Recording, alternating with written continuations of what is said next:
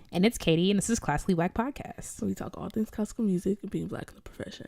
With trap beats playing in the background. Spring break. Thank God. I mean, I've already said spring break means nothing to me because of how much I teach. So I gotta wait for them to be on spring break, and I'd be like, yeah. Dang, it means everything to me. This is ridiculous. I mean, I only had one midterm, and let's just say it was for that class. That whole class is a mess. Oh my God. I gotta tell you what happened off the docket with me. Me and Jasmine. I cannot. And Jasmine's a whole mood. Like I aspire to be her. Oh shoot, this is her episode. Mm-hmm. Oh, so she'll. Yeah. I didn't even say that on purpose. Like I forgot that we were doing. It's like, okay, tying it in. I really wasn't even trying to do that. I'm just like, in general, like what a mood. Like we were studying for the midterm. She was like, I just stopped caring. I mean, and then she was like, so we get ice cream, or it's like a smooth 30 minutes into studying for. I mean, she's made it farther than I would have. I'll open the book and be like, wow, so that was a lot. I even met with the professor, and I'm like, because you're not gonna. One thing you're not gonna do is call me dumb. I don't take most things seriously. Mm-hmm. I mean, people know this, except for viola and grades. Those are the two things that I take seriously. I'm taking neither of them seriously. So I go into his office, and I'm like. He's like, well, yeah, like the course moves fast. I'm like, don't tell me the course moves fast. This I'm getting a master's in music ed. That's like 100 pages of reading a week. So I don't care about the course moving fast. I'm talking about the reading is boring. Yeah. Like I can't catch antiphon. And what is it? I don't know. That? How you even move fast through that? Like I feel like that's running in mud. What is an antiphon? I still don't know. What is a... And then it took me a smooth 7 weeks to figure out the chant and plaint chant. That's the same thing. So I'm looking dumb. Let me stop telling my business to the entire world. Chant. It's terrible. It's okay. Oh, Jesus. I can't. They all end like that. All right. I was sitting in my room minding my own business Tuesday night, thinking like, okay, I got a midterm tomorrow morning, whatever. So I go online and see my other midterm that I thought was on Thursday. Turns out it was on Wednesday. So you got two midterms in one day? And I was counting on tutoring. I was counting on having my tutoring with Richard so that I could just, tie the bow on that stuff. It was oral skills, which is my worst subject. So I'm over here staying up all night trying to cram all this stuff, which is not where I don't even have a piano. I got a piano app, so I'm trying to see all this stuff, which made me I had to stay up all night to study for that, which made me late to my theory midterm.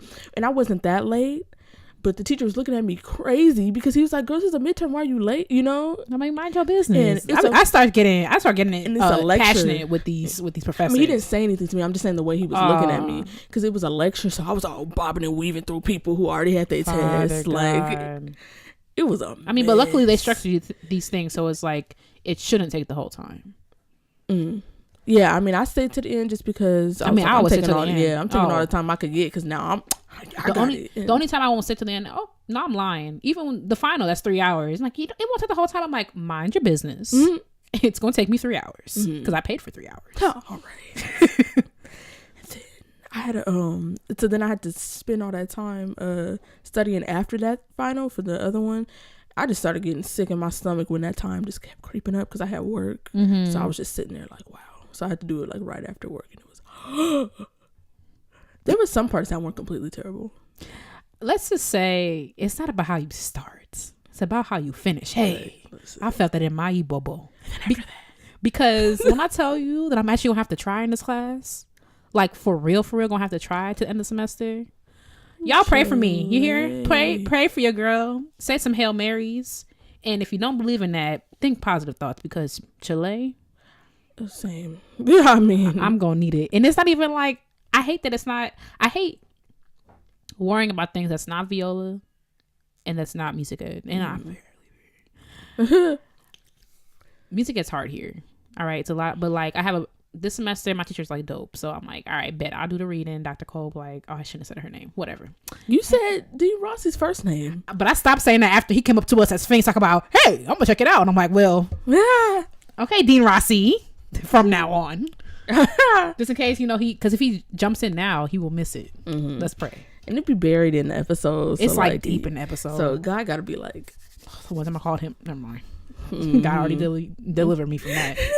But but it's got worse from there. But it's like we got 6 weeks. It's about to be 6 weeks of hell because it's recitals, and I got a comp exam for music ed, and my teacher was like, I didn't know music ed did comp exam. I'm like, well, don't you know? And you know what? I'm not gonna complain. God is able, and I'm just gonna put my head down and pick it up in May, and hopefully everything works out. I don't know what. I think the devil stubbed his toe yesterday. It was just mad at me for it. I don't know. Because after that, I had something that I'm not going to say on air because that's my business. Mm-hmm. And then I had a lesson. And I had not gotten to play that day because I had... Right. That's why I was like... It didn't go terribly, but also it's kind of like... It's still like... We don't play that day. You spend the first 30 minutes of the lesson fumbling around like you got sausage fingers. Yeah, I'm just like... That was just the worst possible day for to have a lesson. So, Chile. But we made it through in a couple pieces. So. We're not going to say we made it through one.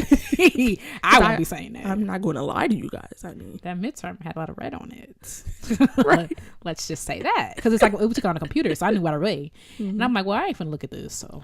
All right. For what? I was doing good. I was like, ooh, okay. Nocturne of Gal. Got you. Ooh, bra-da-da-da-da. And then we started getting into some stuff. And I was like, well, we going to bounce back, Katie girl. Don't worry, sweetie. What you talking about? Nocturne of Gal. Because, they had paper back then. So he was the dude that was like, he came up with sequences so you could like memorize. Because they had to memorize every single chant they did. The nuns and junk and the monks. They memorized every chant. Remember, there's certain chants for certain days and certain chants for certain services, and they had 8 services a day, and one was up 2 in the morning. I know they up there mad, looking down at all the things there are to do in life today. They probably so mad. I mean, but what else were they finna do? I know, but I'm saying like they probably like, dang, y'all couldn't have discovered that while we was down there. But I mean, that's y'all fault. Y'all could have set up some sticks and play bowling. How come y'all ain't come up with that? Y'all could have did some stuff. Y'all could have raced each other and made kites. Raced each other. Yeah, I mean, have little races. They probably wanted to skip through all of that and just get to that when they could be like, dang, I could have been on Facebook. Yeah, I mean, I guess. But remember, the tea was hot in front of your face. Remember against Waldo. Ooh, the tea was terrifying. You could just open your window and be on Instagram. All right. Not open your window and be on Instagram. So... But what's the news this week? Because people are like, so we get it. Life is all people out of school. I hate when our friends make fun of us for still being in school. Like, y'all one just here. No, right. Like, Cremain be like, don't y'all got a class to go to? I'll be like, all right. And let's go to the news. Let's go to the news because Chile. Okay, so first piece of news this week is just a congratulations to Esperanza Spalding. Hey, girl. She was just named the newest music professor at Harvard. So she up there. I was like, Harvard. I mean, man, have you seen that video of her playing at the White House when it was still the White House? And sorry, not that kind of podcast. No, it's just. And I mean, it can be. I mean, it's occupied. Yeah. And she did that version of Sunny Side of the Street. It was, I gotta show you, it's so good. I was like, she's a queen. I stand.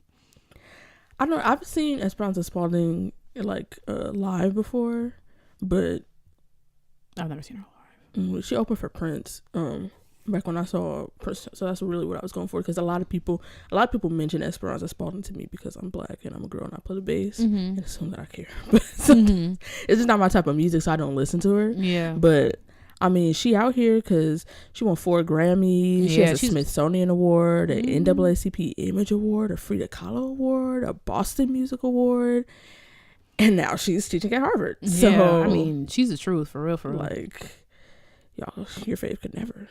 So, good for her. And then second piece of news this week comes from Ireland. Hey, IR. IR. Yep. IR? Ireland. IR. Mm-hmm. Okay, what's going it's on? It's a nickname for the country. What's going on? Okay, so Ireland has just created the first orchestra for disabled people. Hey. Right. So I'm gonna butcher this name. Lit. Okay. Nope. After that, The way your lips just. No, leave it alone. You might know you gonna how lick to say it. No, I'm okay. I know I can't say nothing. It look French, but Chele. Ooh, there's no way I got that right. But Le Chele, hey girl, is an initiative from the Creative Ireland program at the Royal Irish Academy of Music, and it's an open youth orchestra, which is going to be the first orchestra exclusively made up of musicians with disabilities.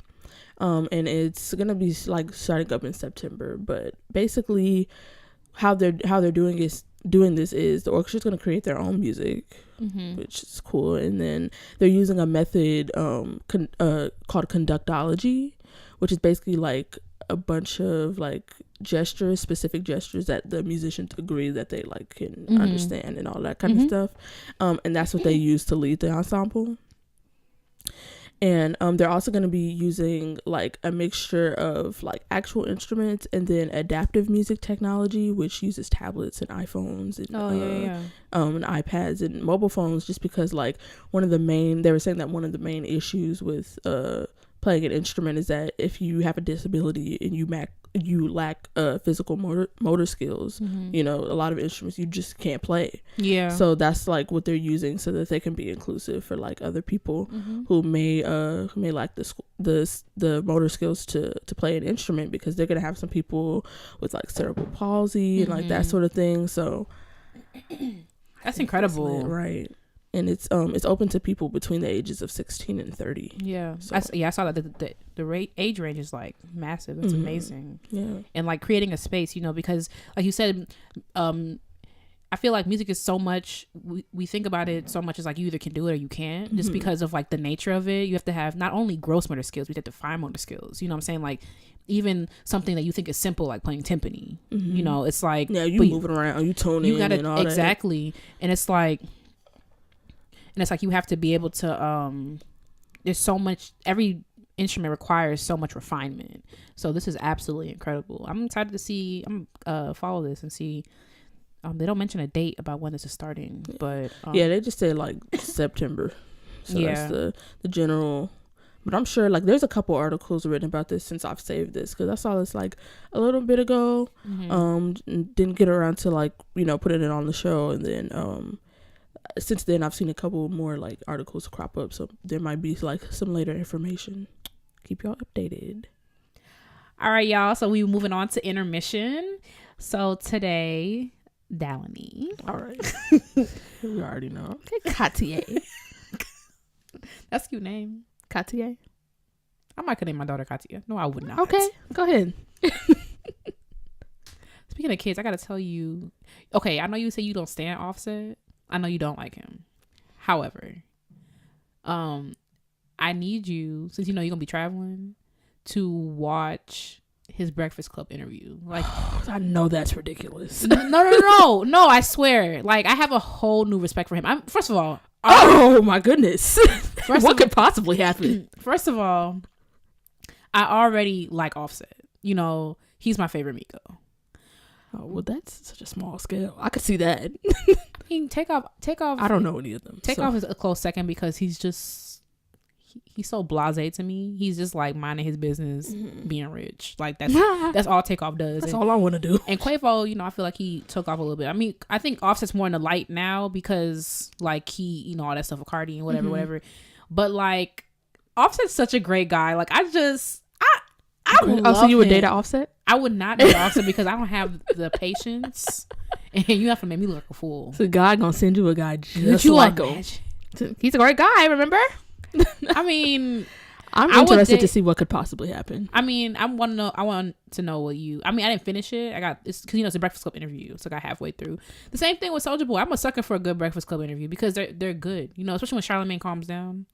Like, that's probably like the sole reason why I don't listen to the Breakfast Club. I really don't like Charlamagne. Charlamagne's not bad on this one. I mean, also like after like the Young Draco thing, like I watched that Breakfast Club interview. I respect the hustle. I like Soulja Boy is hilarious and he works hard. He's just doing it wrong. He should just put that energy into things that aren't not illegal. I saw on Twitter, it was something that Bernie Sanders had said. And they were like, what he doing on the Breakfast Club? But they had Bernie Sanders on the Breakfast. When I saw that mic, I was like, hold up. Wait, hold up. Bernie Sanders on the... I must find that. Because first of all, Charlamagne takes nothing seriously. I was like, no. But you know what? What's her name was? Kamala Harris was on the Breakfast Club, but she's black, but still. And also, like, she got sorority ties. I could see that. That makes sense to me. I don't know anything about it. I mean, sometimes Charlamagne makes me mad. Like, the Young M.A. interview years and years and years ago made me mad. Asking her about her sex life. He wouldn't ask any other woman about that. I mean, you might, but not the way that he was asking Young M.A. The thing that took me, that turned me off of Charlamagne completely was his interview with Lil Mama. Oh, I gotta go back and watch that. Where she was crying and stuff and it made that meme, Lil Mama crying, whatever. But I actually watched it and he was literally badgering her about why she wasn't making music while her mom was dying in the hospital. Oh, shoot. And he was like, but what have you been doing though? And she was like, my mom was dying in the hospital. Like I was spending time with my family. He was like, well, you ain't putting no music out and you ain't. I'm like, what have you? I couldn't with him after that. I was like, you're literally gross. You're the worst. Yeah, Charlamagne sucks. However, like, I mean, I would listen to I don't hate Offset. It's just like when I am reminded of that stuff, then I'm like, ugh. I mean, but they all, them type of people, they all out here doing the same thing. When you got monies, and he talked about that. He's like, I'm married now and blah, blah, blah. He's also, okay. Also, we know men, not to insult anybody, but I mean, facts are facts. The sky is blue. You know, it rains every couple of days. And men don't mature until age 43. So, and Offset's 27. So, I don't know. I'm not excusing it, but I'm just saying, like, he's doing pretty great compared to the other dudes out here. I just feel like him and them are terrible. I mean, yeah. this conversation is very difficult to have on there. Yeah, because you can't say what we really want to say. However, it's not about Offset. Okay, so we're gonna play a little activity called Alternative Universe because there must be some type of whirlwind going on if we're gonna talk about new music today. Yeah. So in this game, I want you to answer a couple questions for me. Number 1, if you could play a different instrument, what would it be and why? Then I want you to tell me which soloist would you want to learn from / meet / all of the above for that instrument. And the next question, what 3 concerti, Eastman Education, what 3 concerti or pieces? Concerti. Okay, concertos. Concertos. You're annoying. What 3 concerti or pieces would you play with that instrument? And finally, even though you love this, well, I'll save that for the end. Let's say the last one for the end. Mm-hmm. Okay, so let's start with the first one. What instrument, if you could play another instrument, what would it be? Literally anything. No, I'm just kidding. Can you imagine if I could literally anything else? Professor Bass at Eastman, listen up. Kazoo. You're a student here. No, I'm just kidding. Didgeridoo.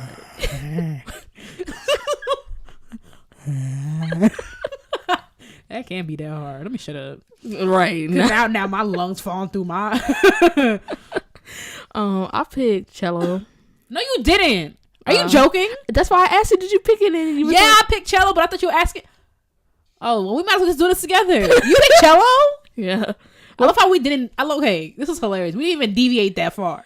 Like, if you line we did it. We literally just met in the middle. I mean, cello is because what y'all want me to say, trumpet? Now I got spit out on the floor and right. I've thought about other instruments. I don't know. It's not really. I mean, I played flute. You know what I'm saying? I really just I played flute and bassoon and piano, which I would never ever go back to because how y'all are doing piano, I can't. Anyway, I picked cello because like there were other instruments that I entertained, but I knew that just opportunity wise and like just because it's the world that I know, I wanted to stay in the realm of strings. So I thought about viola too, but I was like, nah, I'll pick cello. I mean, yeah, I mean, this activity, like you could play anything. I'm talking about like playing an instrument the way we play instruments. Yeah. I'm not trying to study flute. Yeah. Or like, you know, at a concert, I'm not trying to study, like, I can't think of anything else. I'll be like, yeah, man, I want to study this genre. Yeah. You know what I'm saying? Because I thought about bassoon because I played bassoon and I like, you know, the instrument and whatever. But also I thought about just like at this level, like the solo opportunities and the chamber opportunities and all that kind of stuff. Mm-hmm. I was like, yeah, I definitely still want to be a string player. I mean, I didn't think about it that deep. Okay, because for me, for cello, there was a point in my life where I was like, Corinne is gonna milk this, but I was like, dang, I messed up. I should have picked cello. Because remember when I don't know if you remember when I picked viola because my friend was playing viola. Like I had no concept. I didn't even pick bass. I knew about violin or whatever. I knew, I picked trumpet. I did sign up for trumpet. Remember I said like I signed up for trumpet, and when in fourth grade I signed up for trumpet and viola. Viola because Damari was playing viola and she was like, it's lit, and I said, okay, whatever, we get to Miss Math. And trumpet because I wanted to play trumpet. So I wanted to, like, my mom was like, so.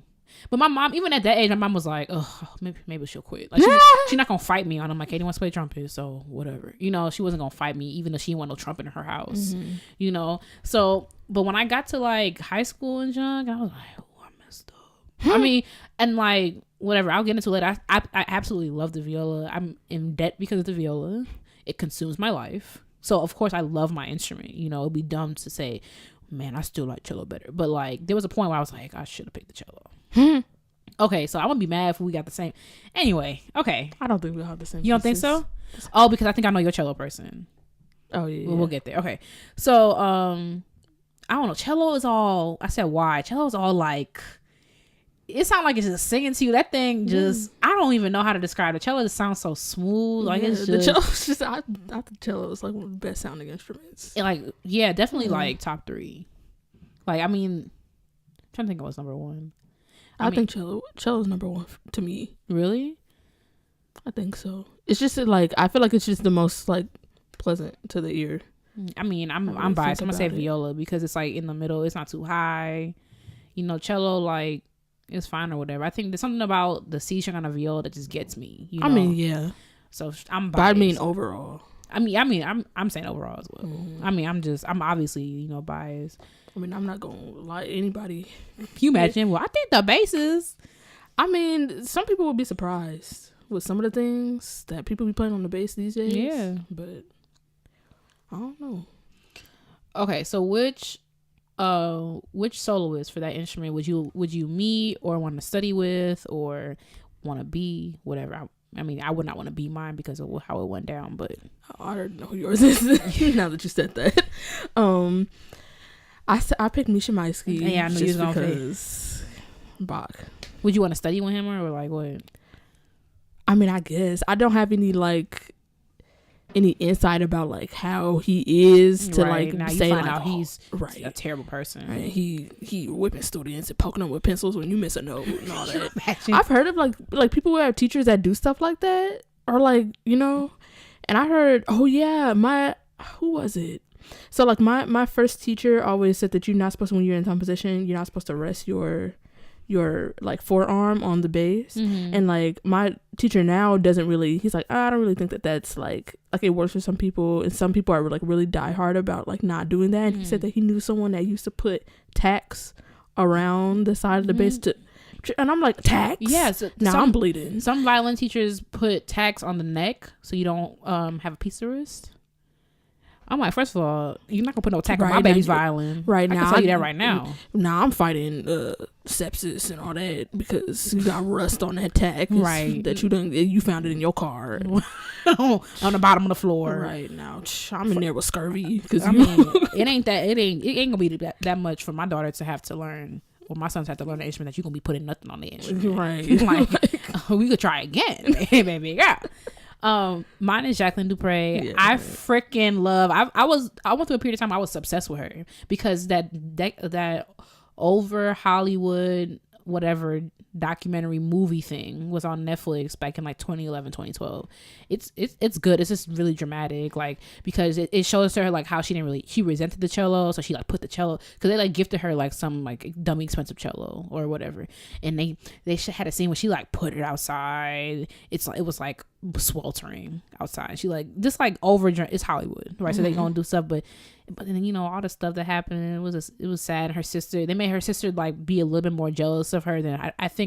I can't remember if her sister was actually jealous of her, or I mean probably a little bit. But I think they played that up a little bit. Of course, damn, she probably felt terrible. I mean, yeah, because I think her sister, and I'm gonna find it, because I think her sister like made a response to the video to the movie, like, ciao, right.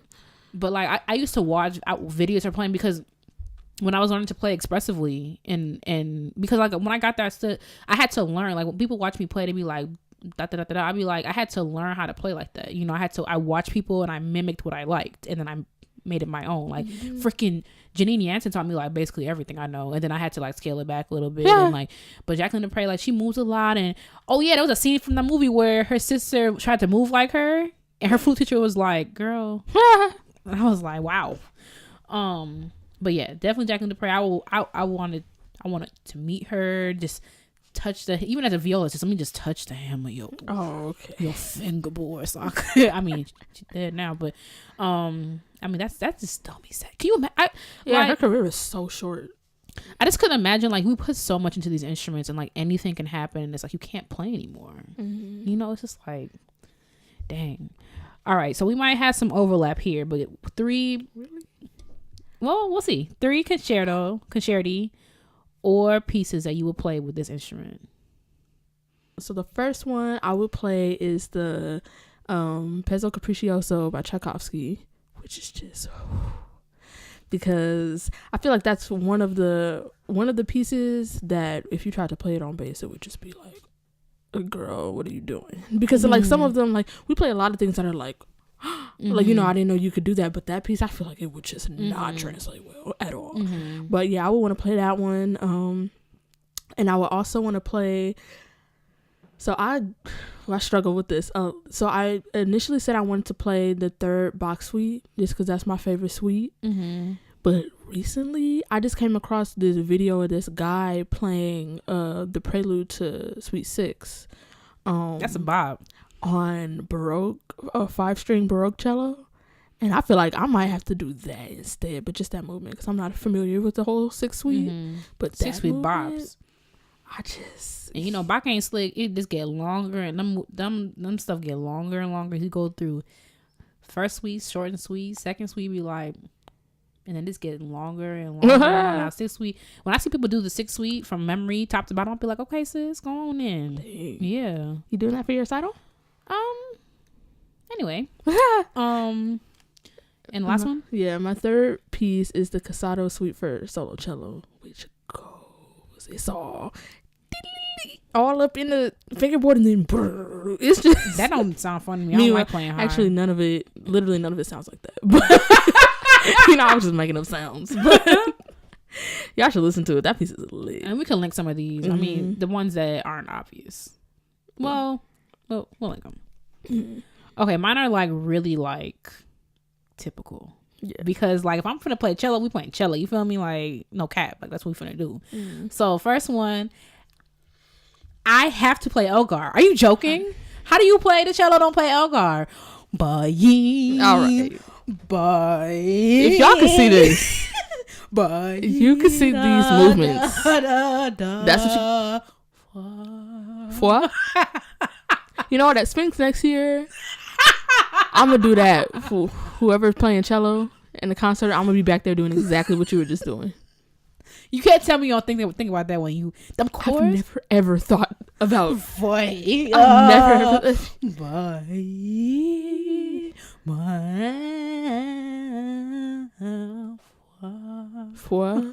I really do not like that. And you go.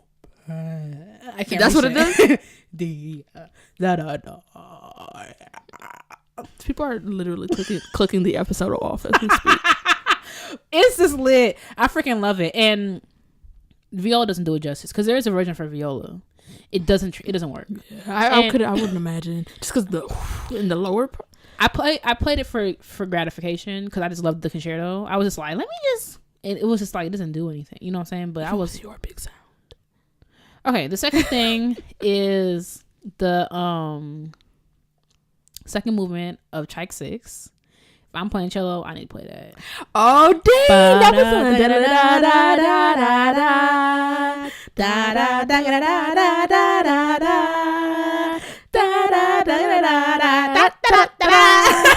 That was on my auto skills midterm. Really? Yeah, I had to sing that. But I didn't know we was talking about orchestral pieces. Now I said concerto or pieces. Brahms 3/3 movement. I might have to.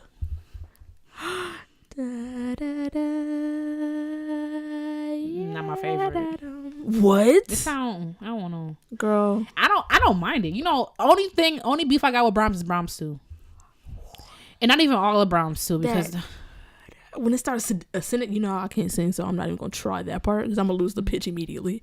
But and it's not even update. It's not even all of Brahms too, because the viola's got this one little moment. I mean, like in like the first movement, I'm like, okay, maybe we could do that part. Yeah.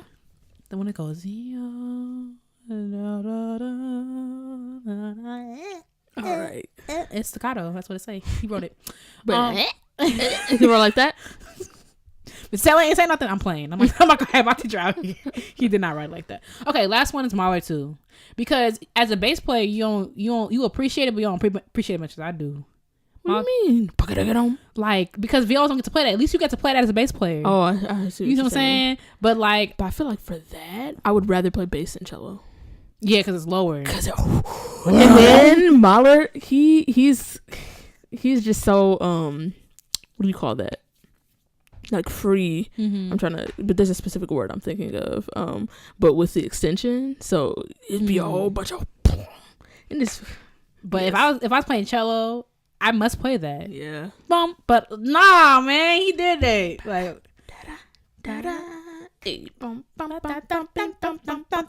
Now I'm just thinking about all these cello melodies. The opening of Dvorak 8.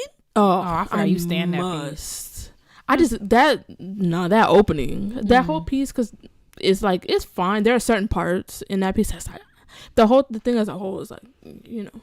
Mm-hmm. But that particular, the opening, I would be milking that. I wouldn't actually want to play in the orchestra because then they would be tired of me because I'd be like, man, I'm and they'd be like, sis, this is not your recital. I would be in trouble. I remember I forgot what excerpt I was working on, and Melissa was like, Katie, you can't do that slide because if everybody did that slide, it would sound terrible. I'm like, why ain't everybody? Oh, okay. Can you imagine if I said that to Melissa? Oh, she would curse me out. She wouldn't curse me out, but I would die on the inside. It's the look alone. Because she'd probably be like, all right, fine, then go on an audition, do that. She'd probably, I'll just let this take care of itself. Melissa Madsen is so sweet, but like, Father God, she scares me. Okay. So here's the question. Yeah. After all this, whatever instrument you would rather play in an alternative universe, could your instrument do it better? What do you mean, like, just in general? Would I rather, like, if I could switch, would I? Yeah. Nah. I feel like I'm in too deep anyway, so. I'm about to say, like, Elgar don't transfer well on viola, but, like, man, I stand viola. Because it's just so, like, we in the middle, you know what I'm saying? Like, some viola melodies will just, like, take your whole heart and just, like, turn around, like, and we could sound like a violin. We could sound like a cello if we want to, like, I remember I was I did that camp or whatever in Albuquerque, and I auditioned for this thing that I didn't get. And when I was walking out, someone was like, that was a viola? Like, the viola can sound like your viola. That's not what I meant, but your viola. That's not what I meant, but that's what I mean. I know what you mean, but I'm just saying in general, like, the viola has so many faces. It could just sound like so many things, and like I would never trade that for the world. Like, I stand alto clef gang, stand up, gang, right. Gang. Wow. Okay, my answer is just simple. We out here. Stand up. Okay. I feel like, oh my goodness. So is that it? Not is that it. Good boys are fudge. Stand up. What? The spaces. Oh, those are the spaces. I can't do alto clef. And I drew the line at alto clef because it'd be different because some of them was flute players like, oh my God, we gotta do alto clef. Y'all read one clef. We read 3. And I was like, I draw the line here. I can't do it. Alto clef ain't even that bad.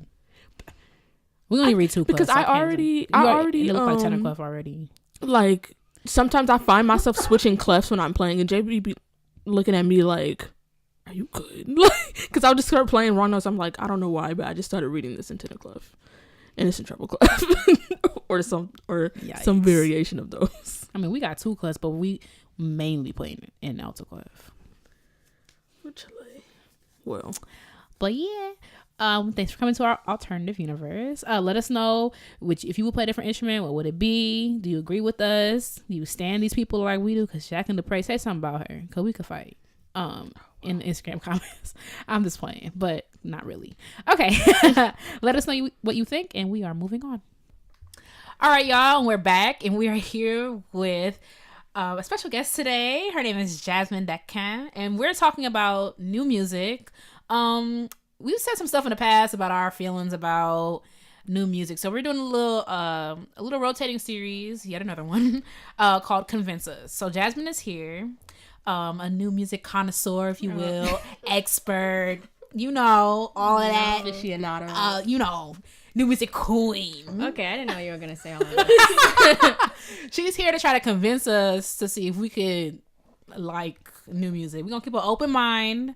We're going to be trifling along the way because this is Classically Black Podcast. So, hey, Jasmine. Hi. Thanks for having me. How's it going? Good. How are you? How's your day? It was good. I was supposed to have some new music rehearsal, but it was canceled. I know how you feel. Isn't about God that. faithful? Oh, please. won't he do it? Won't he will? I'm done. How are you enjoying the snow squall? I'm not. For those of you who don't know, in Rochester, it gets so hellacious that we have snow squalls, which are like little mini blizzards. So apply to Eastman in the fall, guys. Oh, no. All right, Jasmine, so tell us about yourself. I go to Eastman. I'm a second-year master's student for oboe performance and literature, and I'm from Queens, New York. Yeah. Jasmine is so good, y'all. She's one of them $70,000 A's that we were talking about a couple episodes ago. Excuse me? What was it? When we were talking about that, what was it? The principal flutist in Boston Symphony who was like getting paid Oh my god, $70,000 less than the oboist. Yeah. Because he plays the A. I'm like, well, y'all could be paying Jasmine $70,000 for the A. I would also play the A for $10. Okay. So whatever you need, baby girl, I can help. Oh my god. All right, Jasmine. So how did you get into new music? So it was kind of a slow process. I imagine. Okay, I'll be good. I'll be good. I made that trap for myself. Okay. I mean, no. So in college, my undergrad teacher, so the father of my oboe teacher from undergrad, he's a composer and he wrote a piece dedicated to him. So dedicated to his son. And it wasn't really a crazy piece at all. It was pretty mild. So yeah, what I liked about the piece was like it had a form. The first movement was this slow and ethereal, like nice short movement, and the second was really rhythmic, but it was not conventional at all. Like it sounded kind of weird, and I liked it. Mm-hmm. And then I started playing and purchased new music. So I went to SUNY Purchase for undergrad. And SUNY Purchase. Ain't that where Eddie went? Yeah, he went there. Hey Eddie. Shout out to Eddie. We went to 2 of the same schools, Purchase and Queens. That's right. Yeah. Shout out to Eddie. Yeah. So I started playing and purchased new music ensembles, and then didn't play new music again for like a while until I came to Eastman.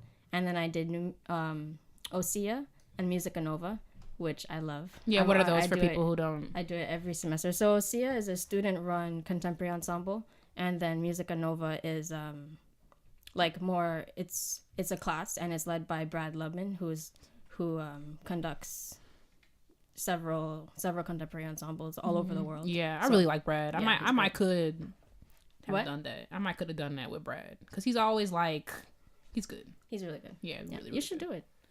Too bad I graduate. Oh, alas. Well, you could really do a couple concerts with Osea before. Yeah, you could. Mm-hmm. I can sister, give them your email. I'm booked. I'm so sorry. I'm gonna check my schedule. Get back to you. Okay. Let's move on. Wow. Okay. Ooh. So, what do you like about new music? What I like the most about new music is that it lets us explore all the different things that our instruments can do. Like, or that you forced them to do. Literally what you listen. No. We don't have to play like some pretty legato line all the time. Like we can make other sounds. Like that's what I love about it. I mean, yeah, but you can't. Yeah, like the sound of my viola dropping on the ground, my bow flinging around in the air. bend your string all the way back. Are you done? Like, wrap it around and then let it go. There's a sound. So are you done? Or?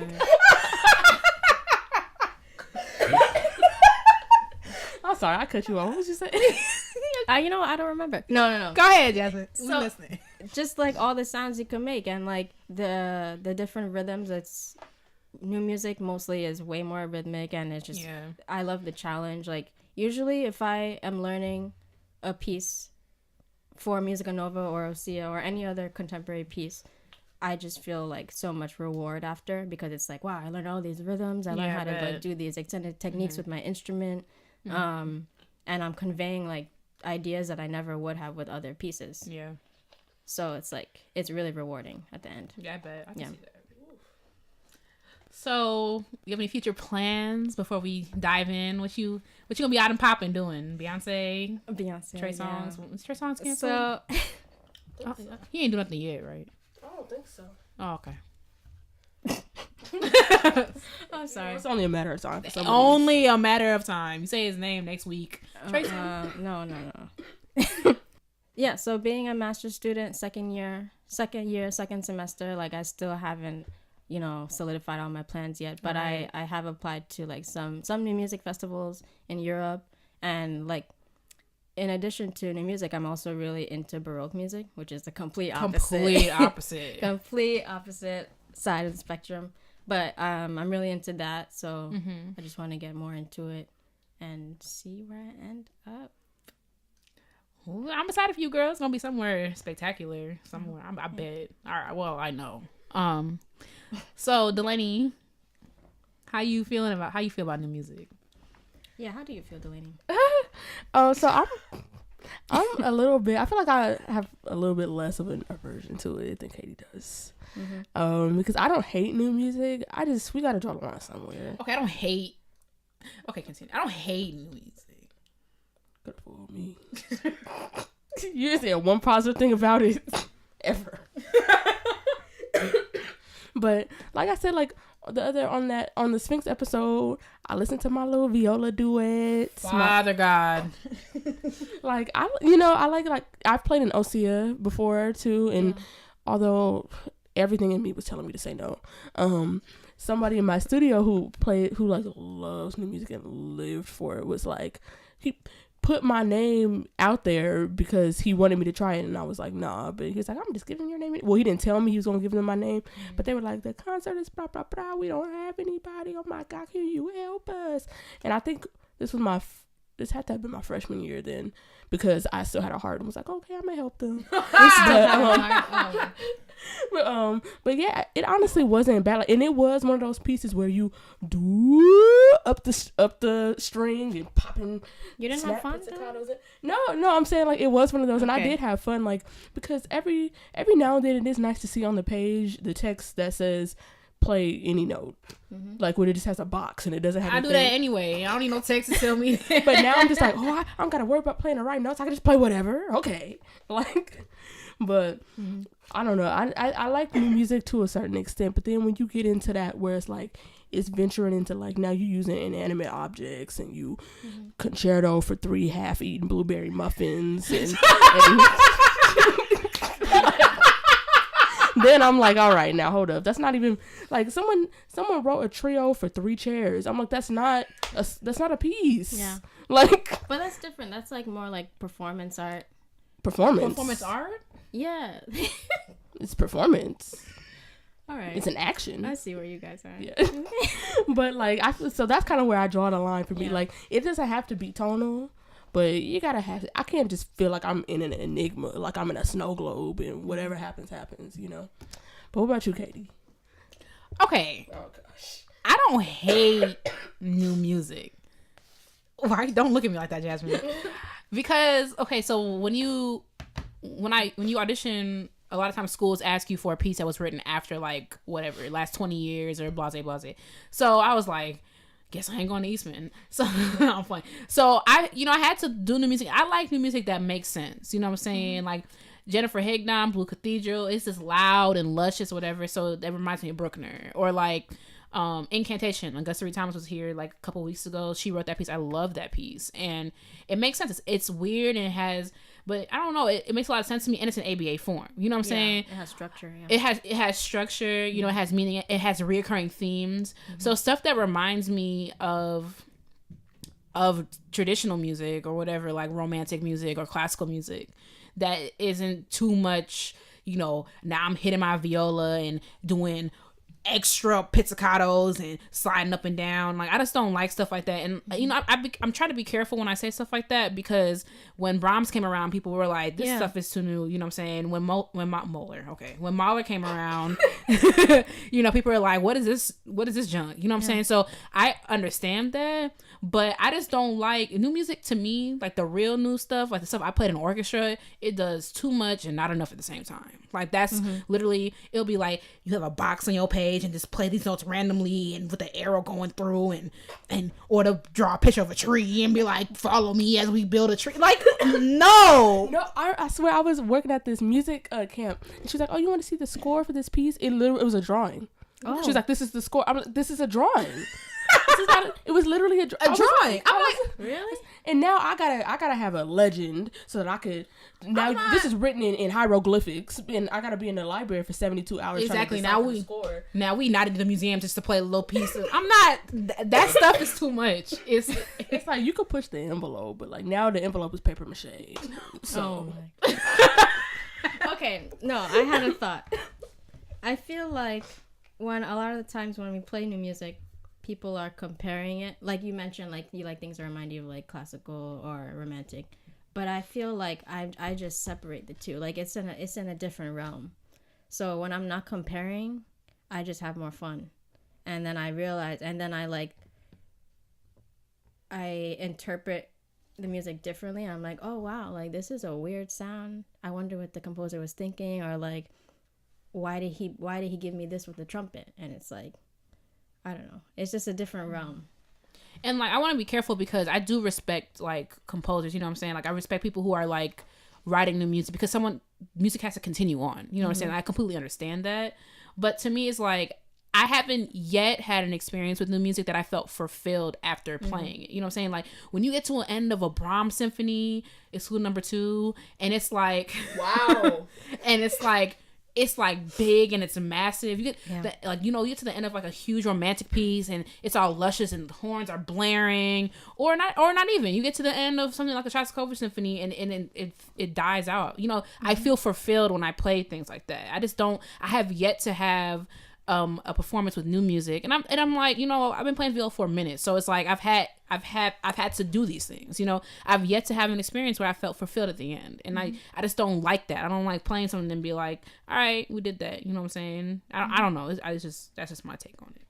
But also, well, I don't know what settings you've played new music in, but like I feel like experience playing, like if I were to play new music in like Phil, then like if I were to play it in Osea, it's like different, because you're with people who like study new music and they know how to rehearse it in like a different way, like they treat it differently. So that's why, because I did have fun in Osea and I would do it again if I had the time. But so I feel like it's also sort of like how Jasmine was saying, like separating them. It's like if you treat it differently in terms of like how you rehearse it and like the things that you're listening for and looking for, when there are things to listen for, then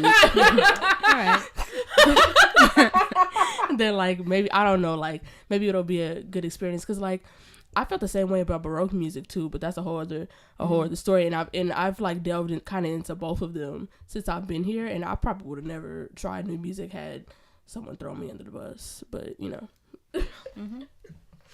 All right, so let's jump into it. Delaney might be a little bit easier, like she said. Yeah. But let's jump into it. So, Jasmine, you have a piece that's a good intro to the music. Like, if you were talking to people who weren't, because we're musicians, so we can, like, decipher the music and have respect for something. But if you were talking to somebody, you know, on the street, what's a piece of new music that you would introduce to them? I would introduce Schoenberg's Chamber Symphony Number 1. You started with Schoenberg. Yeah. So I said find a piece to introduce people. Yeah, that's what I'm doing, Katie. Because watch these new music experts like yell at me, but I call it. Okay, ain't nobody coming for Jasmine on my watch. Okay, gang, you can meet me. Not gang. Gang. I call it a modern Don Juan. And I hope you guys could see why.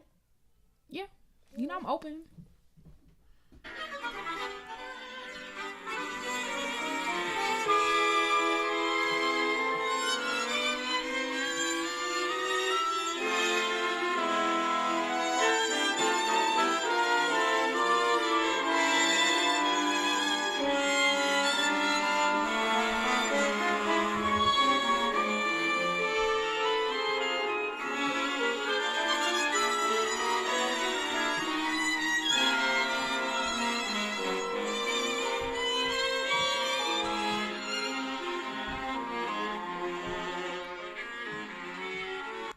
Viola play getting down though. See? No, I could do that. That actually sounds completely normal to me because I like Hindemith. I like I don't know Schoenberg. I've heard like that he's very obscure, but like that doesn't sound obscure to me like pretty much at all. Like, it didn't sound obscure to me. I might could do that. I just don't like, you know how like, okay, so yes, I could see the Don Juan influence, or if it was influence. What about it? I don't like how I don't like how on the like, in the bottom there's no like base to it. It's like it feels like even though obviously it's organized, obviously whatever, it's like there's no bottom to it. Like Don Juan, you have beam bum ba ding ba ba dum, and there's stuff happening underneath, and it like it makes a little bit more sense. Even though Strauss is a little bit more out there as well, but I could do that. I could do it. It wouldn't be my first pick, you know what I'm saying, by any stretch of the imagination, because I don't like how even though it makes sense, it still feels like it's floating. I don't know. And also, I don't really like Schoenberg like that. how you do classical music? Because I feel like it'd be all like right and whatever. I don't think chamber, but there's still bass. I mean, yeah, but like, chambers. They all like 2 bass players and both of y'all play on one hair and whatever. Like you could have had one person play on 2 hairs. Like, but I don't know, because I was just like I get what you're saying, but also like, is there places like in the piece where it is like that? The very beginning. Okay, let's try that. Let me hear the beginning.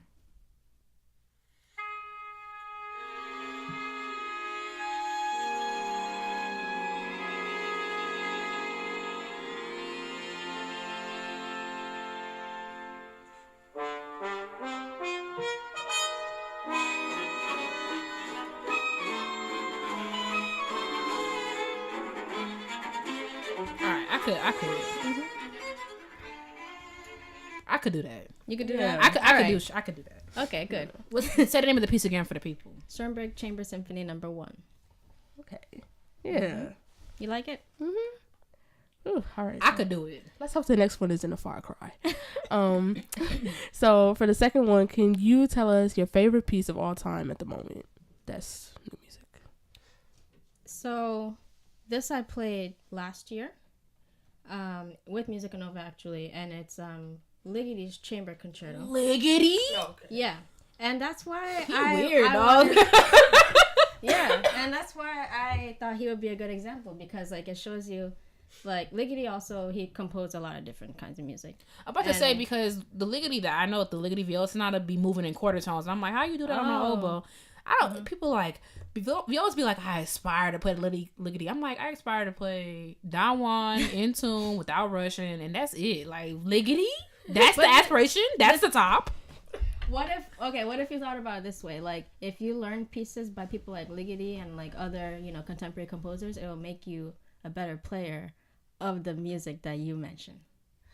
I already have a very loose grasp on pitch, so doing quarter tones and that sort of thing would just mess me up. And also, like, that's what A2s are Not for. Not necessarily. Kreutzer. My teacher's like, sis, it's a whole step. Why is it? One time, when I tell you, one time he was like, I was doing this one fingering where I didn't change over the string because it was like the timbre or whatever. He was like, well, rather there's a change in the timbre than it's a quarter tone sharp. I was like, wow. All right. He was fed up. Wow. He was done. Man, we gotta do an episode on stuff teachers have they necks. Like, this be or read. You'd be like, wait, hold on, you just came from my life. I'm like, what I'm doing is Bach Schoenberg edition. What you talking about? Right, you ain't no Batch came back and he was like Batch. All right, we didn't even hear the piece. What's the name of it again? So it's by Ligeti and it's his Chamber Concerto.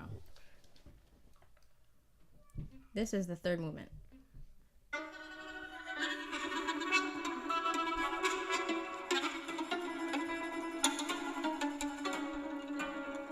Why don't you look like that?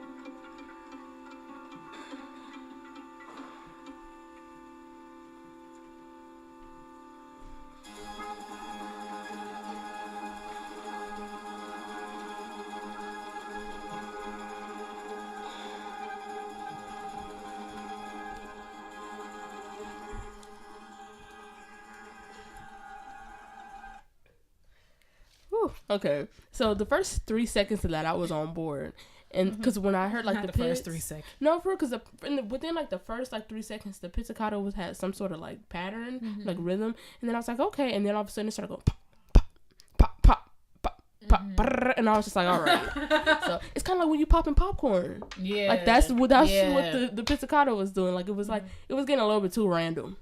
But that's what I like. That's one of the aspects of modern music that I love, because it's like, what is that sound? Or it creates like images in your mind, like popcorn or something. It's like, what's wrong with that? I don't know. Okay, so I actually like that. Yeah, I might listen to all of it because and there's a harpsichord in it. So. Because I was like harpsichord, and then it sounded like Wakanda when it was like coming out, and like the pitch started getting random. You know, when they started coming, all them monkey things or whatever those were to the barrier, that's what it sounded like. And also, like, I don't know, like that pitch was kind of like, okay, like I feel like I could see myself having fun having to figure that out, because figuring out where the pits have to go, you know, because it's so random. So I know it sounds weird, but like I could get down with that. And the harpsichord was like a nice surprise. I was like, okay, Ligeti. Okay, Ligeti. Yeah, you liked it. One of the things that I realized, like when you said like figuring out where the pizzicato goes, one of the reasons why I don't like music like that is because I like to get lit to everything. So if it does not have like something, I can't dance to that. And I was like, wait, can I show you? I can dance to that. You know, I started Millie rocking when that part came up. But when they were doing that random pitch, I can't. Yeah. Because I twerked to Beethoven too, and I twerked to Mozart, and brought like, so it's not like now you slip a disc because you try to match up the pitches. You want to show us? Jasmine's fed up. You want to show us another section? Yeah.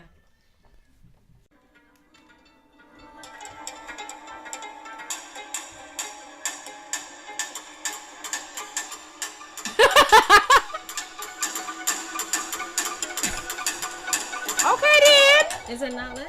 That's lit. All right. Not all right. That's lit. So what is that? Slapping? Yeah, that's in the bass. Oh, now you got a hammer on your neck. Now they trying to figure out why I gotta crack the length of my whole fingerboard. I can't play nothing on the string because the whole part off.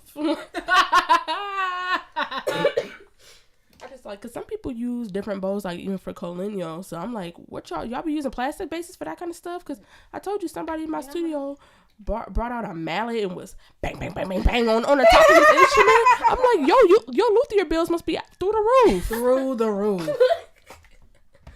Oh my goodness, what y'all be doing? Yeah. You never know. Sometimes people have like spare or, you know, second instruments, or even for oboists, like we'll have a plastic top. Usually that's like to protect from the cold or something, but maybe we could just do crazy stuff on it. So y'all have like a separate instrument insurance where it's like right, the rate is like well, it's just recommended to have a second oboe or a second top at least. But for new music, I do make different reeds. Like I make wild, crazy reeds so I can do like different techniques. And for orchestra, I have what do you call it? More stable reeds so that I don't sound crazy in orchestra. Yeah. Okay, flexible. Okay, sculpture. Okay, goodbye. Okay, artiste. I was just about to say artiste. Artiste. Okay, it's like you never when SpongeBob had that big old thing of marble and he just tapped. I do remember that. Yeah. That's Jasmine with that cane. Right. You get that cane in, you just tap, and then it just into a bunch of reeds. Jasmine oboe extra. God, we should see them right now. Okay, we got one more. Okay. So, piece number 3, something a little bit more out there, but you're convinced that if we can understand it, we will like it. Well, that's where you messed up. Assuming I'm understanding.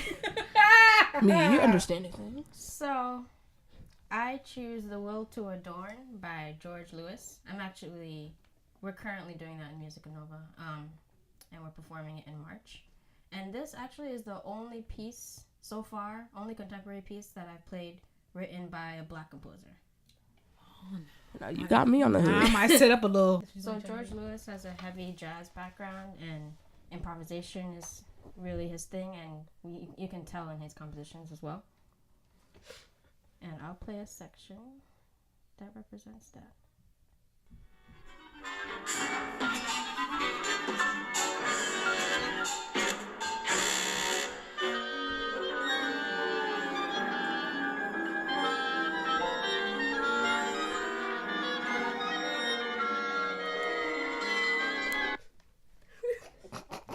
You're laughing. Girl! Yes. So that section was not nearly as like bad as I was expecting, because I heard the previous whatever you was playing before we turned the mics on. That sounded. Should we go back to that section? I mean, it literally sounded. You know what it sounded like? So my mom be on my neck for eating late. So when she be asleep and I'm trying to get a pot out the bottom, I need that one pot that's at the bottom of the stack. And then now I knock them all over and they bang, bang, bang, bang, bang, bang, and wake her up. That's exactly what it sounds like. You know what it sounds like to me? Have you seen Mary Poppins? And that dude that draws the chalk, he has a machine that he wears in one scene where it got like a drum on the back and like, you know what I'm talking about, and the cymbal and like the chimes, and he walking around, he's like, what's going on? Yeah. That's what it sounds like. It sounds like, and it definitely sounds like Eeyore in there for that. We song. You didn't hear that? It sounds like a donkey. We song. Is Eeyore a donkey? Not the point. Is he? Let's discuss. Is he? Is Eeyore a donkey? Eeyore? I think so, right? Isn't he? I'm gonna look it up. But that particular section, I actually liked that way better than the junk you played. I mean, the one I played? Wow, dang. The junk man. And it's the only Black composer now we on his neck. Okay, Florence Price was writing in 2/4 and 4/4 and whole notes and half notes. Listen, I could do like, I remember when I was doing Hindeman Sonata, I'm like, why is this in 5/16? Why? Why? What is that doing for you? That happens. To whom? I just played a piece where in 1/8. I'm like, 1/8? What is that doing for you? Why? Literally, the first movement of the Hindeman bass sonata, there are no more than 3 consecutive measures with the same time signature, key signature, and clef. One of them, at least one of them, changes every 3 measures. I'm like, why? But anyway. He's a donkey, but he's a stuffed animal. That's why it's confusing. You really Google Eeyore? I wanted to know. You ain't want to know? Oh, he thick, though. That's why he thick. Oh. I can't even pass on walking around with all that thing. Wow. Thick. This is thick. Do-do-do. That's new music. I could do that. No. All right. Okay, I'm listening. Go ahead, Jasmine. Oh, play the section? Yeah. Okay.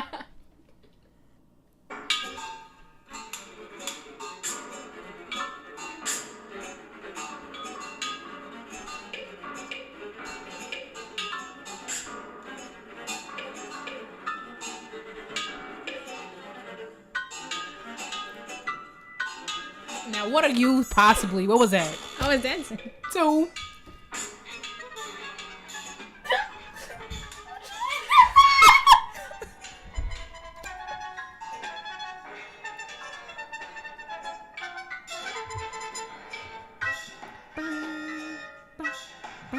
Okay, that part's cool. Okay. But I gotta listen to all of that just to get to a little bump bump. I liked all of it. You liked all of it, Jasmine? Yeah. First of all, okay, my ears go to the strings, right? Mm-hmm. So I envision myself having to play that part, and I envision myself finessing it because it's like all this stuff. I ain't playing these notes for what? You can't even hear it because what you got pots and pans above you. But you hear it. It's challenging, but they're playing it. Yeah, it's possible. Sure. Yeah. So do you listen to this? Now I do. Stuff? Before I didn't until I was like being assigned this stuff. But now I actively look for contemporary composers' music.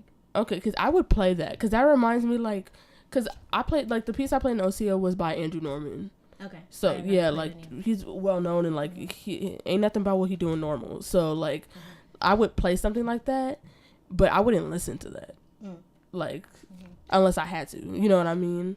Yeah, a couple episodes ago we did like a travel playlist. There's the word, and one of the categories is like what's on your travel playlist in regards to classical music, like pieces. Yeah. What new music, if I would give you 10 pieces of music that would be on your travel playlist, how much of that would you say would be new music? Like, and new music that resembles this or in this style. I don't know what you would call this, performance art. No, that's not performance art. Performance art is like Concerto for iPhone, but like or like doing but like you know what I'm talking about, like in this style. Probably a third of it. Okay. Yeah, like I'm not saying other music is bad. No, of course, I just really love new music. That's good though. I mean, I respect that. But I also love like Mahler and So Delaney, how she do? Did she convince you? I mean, my stomach still feels okay. So like, because I gotta go. It's time. The first two things that you play, I would listen to. The third, I would play, but I wouldn't listen to. So like, I wouldn't, because I don't think that it's not terrible. I think that's a little to listen to. But I remember like playing it and being like, like, looking over there, what they doing over there?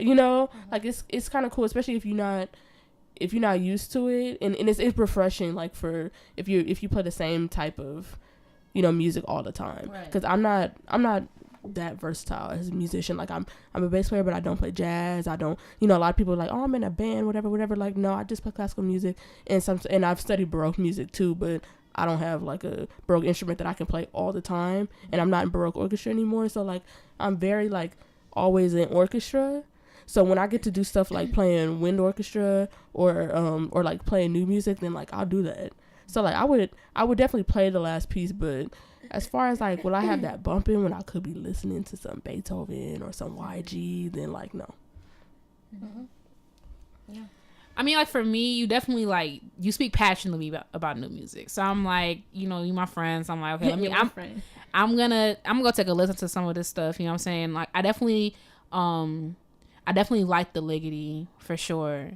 And I agree with Delaney. I will play the third one, especially like when I'm in the orchestra, I have no choice. I'm gonna have to play it. So I'd rather play something that I enjoy. So I would seek out like, how can I enjoy this piece? Like what is going on about it that I can like hang on to. So I'm definitely gonna take a listen. You have to write some names down or something. And I'm gonna try again because like you made some good points. So yeah, because like I feel like tonal music and like things that are like quote unquote normal, like that does not equal good, because when I tell you I was literally fighting back vomit when I play Copeland, like so Copeland is it's okay. I don't hate Copeland. I hate it. It's so terrible. It's Appalachian Spring is, I guess. I like Rodeo. I mean, yeah, it's like not every second of it is agony, but like enough of it. So it's like I don't want people to think that like it's because it's not tonal, it's because it has some obscure instruments. It's like I said, there's a line. Yeah. But like we've said it on the show, there's plenty of music that we don't like. Like there's plenty of Brahms, one of my favorite composers, the Second Symphony doesn't go, baby boy. I'm so sorry. There's not very many composers that I'm like some people just like don't like composers. And like a whole composer. I do not like Strauss. I like this modern Don Juan, but I'm not a fan of like, especially because I don't listen to a lot of Strauss though, so I can't talk on my neck. But I remember when I first heard Ein Heldenleben, I was like, "What is this?" But how do you not like Ein Heldenleben? Because I had never heard it in context, and then because I'd always heard the excerpts, and I was like, I just realized I've never heard Ein Heldenleben, so I looked it up, and I was like, "This is not what I was expecting." It's not so everybody good. Gotta play everything at the same time. But it's thick, and like one thing I hate about Strauss is like everything is in E major and above. Like you can play nothing. But also, stuff could be thick and not be that. Like Tchaikovsky got some thick stuff. Yeah. Brahms got thick stuff. Mahler. But it still has nuance. Like I listen to Strauss, I'm like, what are you trying to prove? Yeah, it's a very like it's flashy and virtuosic, so that's kind of, it can get like but like, and I don't know, I like Strauss, and I mean I don't hate Strauss or anything, but I'm also a fan of composers that show that they knew what they were doing, and they show like that they're knowledgeable in all the instruments or in most instruments in the orchestra. And you see that so many times, like with bass parts, like you could tell like y'all didn't know a thing about this instrument when you wrote this. And like there are composers like Prokofiev, that quintet, I'm like, he must have studied that instrument up and down, because nobody wrote anything that comprehensive in terms of chamber music for bass. I wrote a whole essay on that, so that's why I'm like piping up on that. But Tchaikovsky and Brahms, they knew, you know, the instruments that they were writing for. So why do we even get into this conversation? But anyway, but I feel like Strauss, that's how we did. Because I feel like Strauss was just like, everybody could play everything in unison. We'll just lump it in. I'm like, it's not the same thing. I'm like, why is our inhalant excerpt the same as the violin excerpt? It doesn't make any sense. That doesn't make sense. Like, but so that's why I got a bone to pick with Strauss. And you got us playing all in the stratosphere. Meanwhile, you could have wrote us a sonata. But anyway, I digress. But yeah, I already said my opinion about those pieces. I would definitely play the last one. Yeah. I mean, so would I. You're gonna have to put me on, okay? Oh, I will. Give me some names, and I'll check back in with y'all and Mm-hmm. see if because I'm not hard headed. Like I could change, you know. All right, now Jasmine got Katie gonna be out here snapping her viola. Wanna play some duets? Wait, one step at a time, sis. It's one step at a time. Next time you see Katie, she gonna be. You imagine you saw me doing that, John? You changing your whole recital program gonna be changing the pegs, and now you tune, and now I'm inside the piano playing it. Inside. Now you break dancing while playing your viola. And performance art says. I come cascading from the balcony and hatch, playing on my right shoulder. Your viola strings is D double sharp and F flat, and yeah. I turn my viola upside down and bow on the varnish. Yeah, you can put your chin rest on your scroll. And and then move my bridge back and forth like. Oh yeah, that sounds like good to me. Like a chip. Thank you for joining us, Jasmine. Thank you. And you survived. I did. I don't know how, but I did. No, thank you for having me. And we're moving on. All right, y'all. It's time for Black Excellence, where we hype you up, gas you up, and give you your props, because there's room for everybody at the top. Who you got this week, Delaney? All right, so this week goes out to my friend David Robinson. Hey, David. So me and David went to high school together, and like I went to an arts high school, and so David was a vocalist there, and he was involved in like a lot of different stuff. Like obviously the vocalists had to do choir, and so they, you know, were classically trained in that, and he was in gospel choir too. But David, let me tell you about him, because my ages. So he David's even a little bit younger than me, and I'm usually young for my grade. So when we were seniors in high school, he wrote, produced, and like recorded his own album. And I was like, because what? You're right. You know, all the work goes into that. Exactly. You wrote everything on this album, recorded yourself. He did like all the vocal, like, you know, they be layering stuff. He did, and it sounded like a professional album. That's crazy, right? And since then he's come out with I think like 2 more, and he's like toured, and like I just didn't know that they was gonna be out here like this. Like he be doing music videos, and all this. Like his music is on all the streaming platforms. Like if y'all want to listen, but he's since like, you know, like I know he's a classically trained vocalist, but we've talked about like other Black excellences that have like since like used that to move on to other things. Like Marco, he's a recording artist too. But yeah, I just love David's platform. Like he's just so like artistic in everything that he does. Like he has the most amazing cover art for his albums. He has like really like professional looking videos, and like right now he's a junior at the Berklee College of Music. Oh, okay. He out here doing. I just seen him the other day. He was in a fashion show. I was like, all Come right, on, fashion show. I was like, all right, so he walked in it. Okay, I was like, and I was like, okay, strut. I was like, you know what, David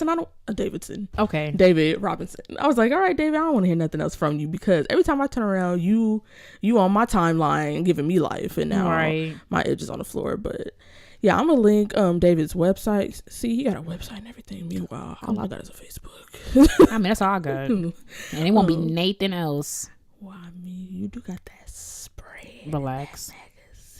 This is about y'all David. see. This is Y'all about. see. I'm doing a joint Black Excellence. This is. week. We're not Y'all doing see- this. This is not what we're going to do. Anyway, we'll link Katie's article in the description as well. It's not. This is about David. But I'll also link David's website, so that y'all can listen to his music, listen to watch his music videos that are dope. Look at his cover art and all that. If y'all trying to book him, I mean, he got all that too. Apparently he's a model as well, so Right. go ahead. And of course he did the instrumentals on his album, like, you know, all that. So keep being Black and excellent, David. He gonna be surprised when he see I'm attack. Okay, David. Gang, gang. All right, you got a piece for us this week? I do. My piece of the week is Mendelssohn's Fourth Symphony, also known as the Italian Symphony. I forgot how much it slapped. And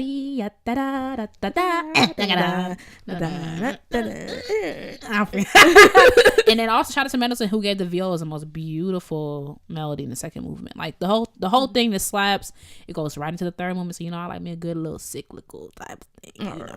But yes, that's my favorite. I think my favorite recording is by Claudio Abbado and the London Symphony. I stand the London Symphony. And they did this funny. Oh, never mind. I'll talk about that later. But yes, we will link that below. So thank you for listening to Classically Black Podcast. Don't forget to like us on all social media platforms at Classically Black Podcast. Don't forget to write us if you have any suggestions for Black Excellence, Intermission, at classicallyblackpodcast@gmail.com. And we will talk to you next week. Bye, y'all. Bye.